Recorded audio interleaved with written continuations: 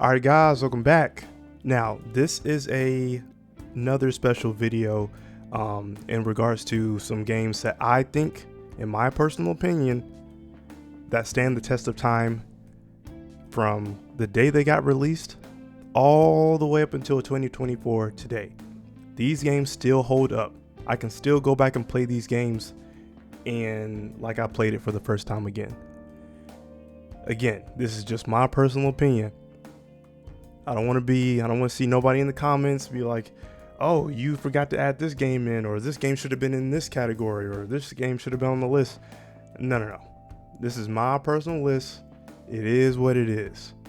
But if you like this video, you can comment down below on what you think video game still holds up today. But yeah, for all the newcomers, welcome. Please like, subscribe, share, comment down below. And enough of me talking, we just gonna get right into the list. Let's go.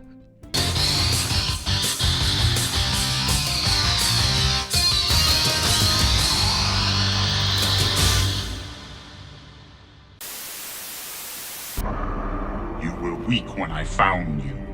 Now your hatred has become your strength. At last, the dark side is your ally. Alright, so at number 1, we got a game that came out in 2010, and that's personally in my top 3 Star Wars games of all time. We got Star Wars The Force Unleashed. Now, if I was to introduce someone into the video game world of Star Wars, it would be this. You might not know the story or the lore of the Star Wars universe, but you damn sure know Darth Vader, and this game takes the perspective of the dark side. Now, correct me if I'm wrong, but I don't think we've ever had a game where it takes you this deep inside of the dark side of the Force and you playing a quote-unquote villain. You play as the character Starkiller, trained as Darth Vader's secret apprentice. Now that should be all I need to say to persuade you to play this game, even in today's time. Your mission is to hunt and kill any Jedi survivors while trying to keep your identity a secret. Now throughout the game, Starkiller starts to question his leadership and even his own morality, so the story is definitely there. Now as far as gameplay, you Sith automatically.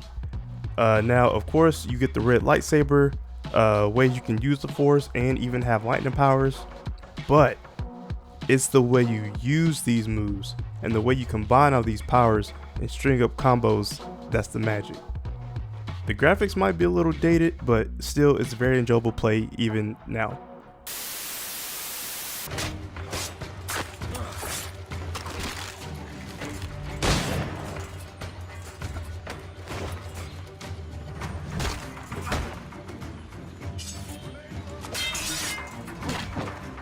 At number 2, we got Assassin's Creed 4 Black Flag on the list.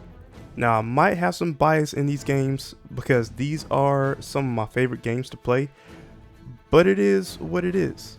It's my list, I can do what I want. Now AC4 was released in 2013 and still, this game aesthetically looks beautiful.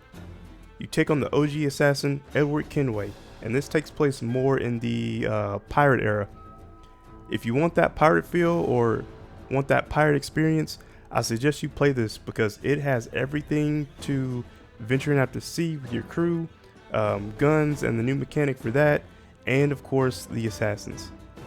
It was just that blend of being able to be a captain of a pirate crew and being an assassin at the same time. You can play this now and it's almost on par with some of the current games today. To me, this was the last true Assassin's Creed in my opinion. That was the total package of how an assassin was supposed to feel in the series. Then after this game, we started to veer off into whatever Ubisoft was doing in that weird period of time. Say in all honesty, it's the biggest piece of dog shit. Say in all honesty, it's the biggest piece of dog shit. And before they changed it up to an RPG style. Now, I'm not saying that the newer AC games are bad. They're great. But we need that essence of what the AC franchise is.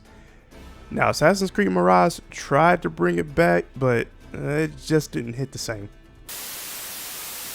So Bentley, what's the job? Well, Clockwork's parts have been stolen, and we're the prime suspects on Inspector Fox's list. Ah, she's really quite lovely when she's angry. Sly, we've got to clear our name. Oh, sorry. And the Murinator's got you covered. This is our biggest job yet, so we really have to work together, but the whole job is blown if we don't have someone at the controls. So, are you in? Rated E for everyone. So at number 3, we got the legendary stealth trio with Sly 2 Bandit Thieves. Man, talk about a platformer, bro. And I know I'm hitting that nostalgia feel with y'all for this list too.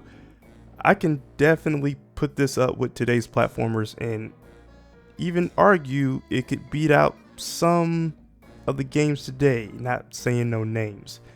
If you want that Saturday morning cartoon feel, then I would highly recommend this. This was the best in the Sly trilogy, and the story was just immaculate. Chef's kiss. A sequel to the first game, the second topped everything and made the story better, gameplay better, and the level design was top notch. You take on the roles of the main MC Sly, Bentley the Turtle, and Murray the Hippo, and you even had heist missions. This was legit, in GTA 5, how you would plan what the roles of the characters were and complete the missions. It had that cartoony feel to it, but it still came with some serious stuff as far as the story goes. It definitely has some plot twists to where you were like, oh, hold up. Whoever wrote this storyline was in a bag for real. Oh, and by the way, the enemies and the soundtrack in this game was peak. The enemies in the first game were cool and all, but the enemies in the second one, they had a lasting impression from the very start for me personally.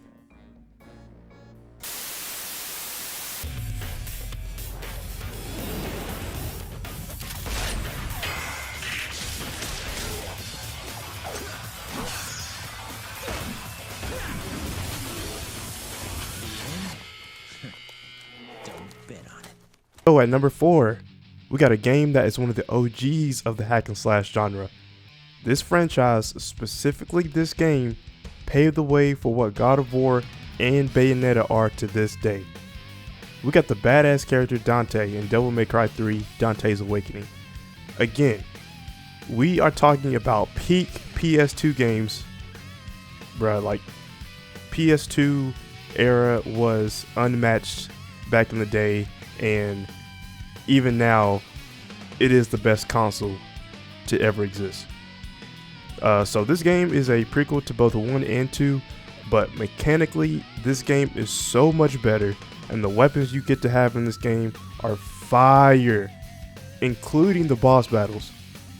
Now you have graphics on the list that are dated, but nowadays all types of games are not as good graphically, but with the gameplay it hits different, and DMC's gameplay hits different. DMC improved on so many things like the fighting and how you can seamlessly switch between weapons. Man, them nunchucks and those dual wield swords was heat. And you know, for the people who have played Devil May Cry 3, y'all know what I'm talking about. When you fight Cerberus and get those nunchucks, yeah, that was heat. Now, if you want a game that you just want to finesse and string up combos with, then here you go. Also, one of the hardest and final bosses I've ever faced was Dante's brother Virgil. Not only did Virgil have all the same moves as you, but this man could teleport with that Yamato katana. It was nasty work. This is gonna be very, very interesting.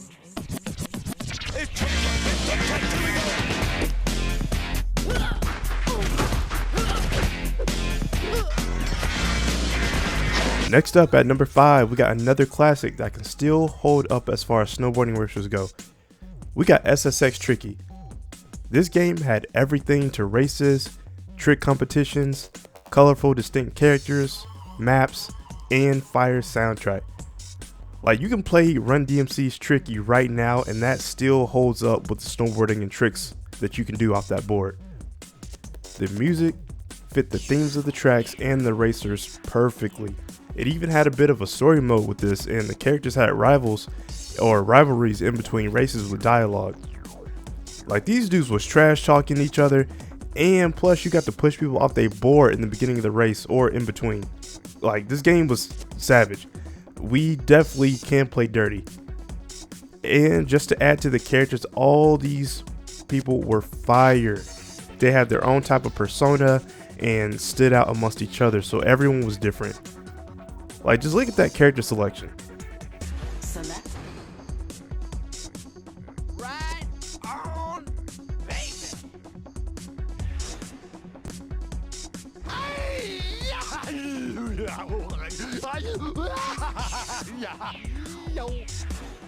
What? Bro, what are you talking about, man? Games today are not doing this. The snowboarding was super smooth, and them tricks that you can do were just over the top, and we loved it. EA, I know y'all have been on y'all sports tip as of late, but we need a remaster of this game. But even if we don't get a remaster, this game can still hold up, like every other game on this list. How does it feel, Wayne, to stand on the very stones that ran with your parents' blood? At number 6, we got the best Batman game in the Arkham series, Arkham City. It's crazy how a game in 2011 is better than Arkham Knight and whatever this embarrassment of a game is. I can go back and play Arkham City and it'll still have that same feeling as when I played it for the very first time. Instead of playing in the asylum like in the first game, this takes place in a much larger setting, hence the name Arkham City. The combat, the story, the characters, the brooding music, those gadgets all improved from the very first game and pretty much perfected it. And also, you can't forget about those Riddler trophies.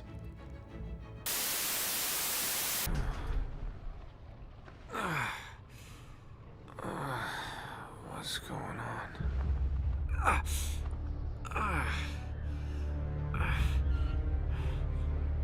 That's my blood.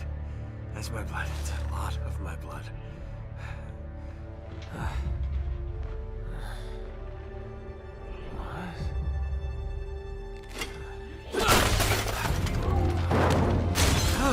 Oh God.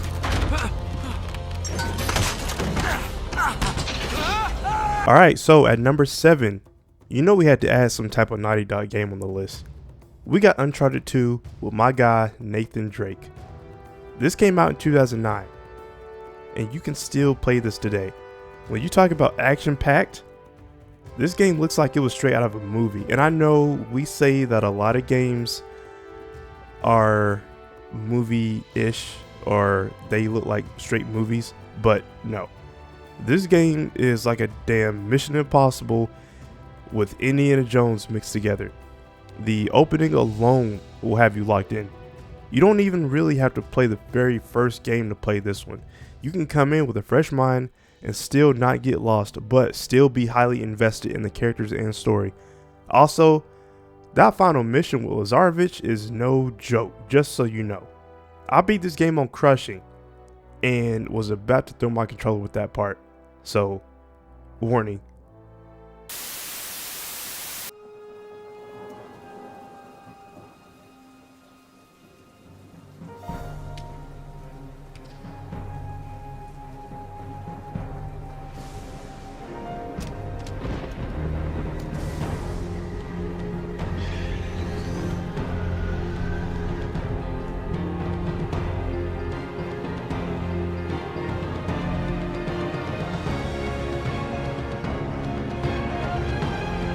Now at number 8, you probably thought I was going to give you Halo 3.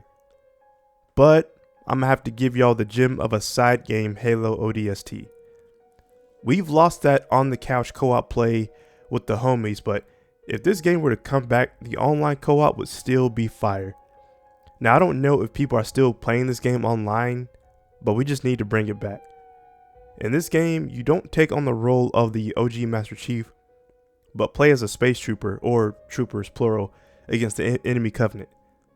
This game takes on a new twist with how you jump to different Marines and their own distinct missions. It's more realistic because as a regular soldier, you don't have the same perks as Master Chief. You don't have special armor, you can't move as fast, you can't jump as high, and you actually take fall damage. But yet it still has that Halo feel to it. And how about that score on this game? It's flawless. Just listen to this music.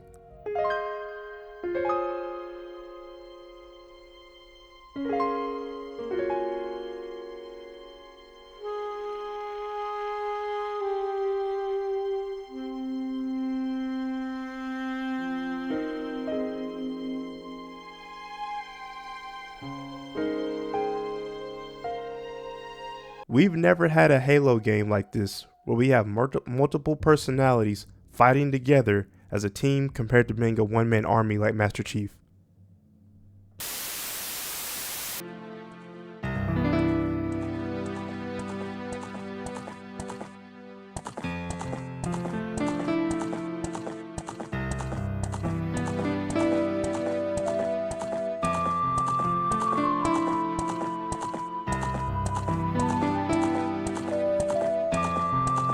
At number 9, we got a classic masterpiece with Legend of Zelda: Ocarina of Time. Man, talk about a generational game.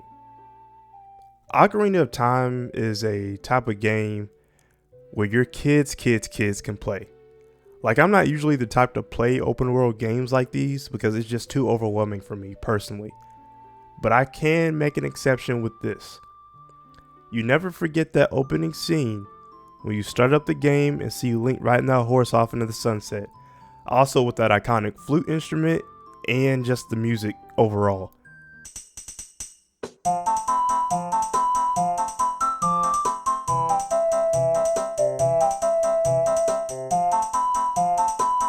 I never got the chance to play the Nintendo 64 version, but I did have a 3DS at the time, and I just had to get this game.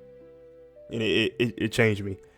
That's when I understood how great the Legend of Zelda game was, or the series was.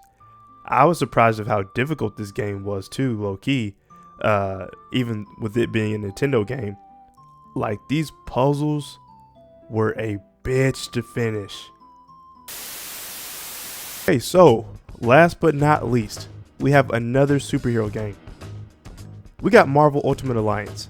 For the people who have played this, y'all know how special this game was, or is, and this honestly got me into reading more of the comics of certain characters. Now, as far as story, this takes place between the Secret Wars and the Civil War, which the storyline I had no idea about as a kid. Bruh, the roster on this game was stacked. You chose between 4 characters, or not 4, you choose 4 characters out of the Marvel universe, and you go on missions in like an aerial beat 'em up type combat category. So if y'all have played X-Men Legends or X-Men Legends 2, it's about that same type of gameplay. So I knew most Marvel heroes, but this game showed me some sleepers like Ronan, Elektra, Ms. Marvel, and Doctor Strange. Ultimate Alliance has to be up there with top 10 greatest superhero games for me. Alright, so for those of you who are still here and have made it till the end, thank y'all. I appreciate y'all. Again, like I said in the intro, comment down below on what game do you think still holds up in 2024 today. But appreciate it again. Like, subscribe, share, comment down below. And I want this video to do as many views and as many likes as my last video that I did with my 7 games that changed my life. That video did really well, and let's hope to get this video up just as much, if not better. And so thank y'all again. I will see y'all next video. Deuces.